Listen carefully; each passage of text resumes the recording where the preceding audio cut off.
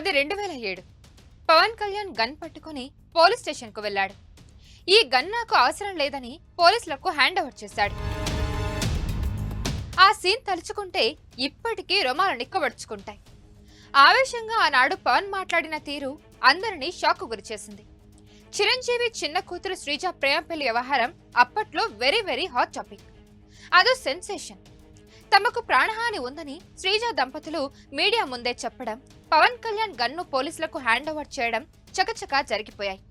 ఇక శ్రీజ మాజీ భర్త శిరీష్ భరద్వాజ్ మరణం వేళ యావత్ తెలుగు ప్రజలు ఈ ఘటనను గుర్తు చేసుకుంటున్నారు. కొన్ని రోజులుగా లంగ్స్ డ్యామేజ్ తో బాధపడుతున్న శిరీష్ భరద్వాజ్ చనిపోయారు.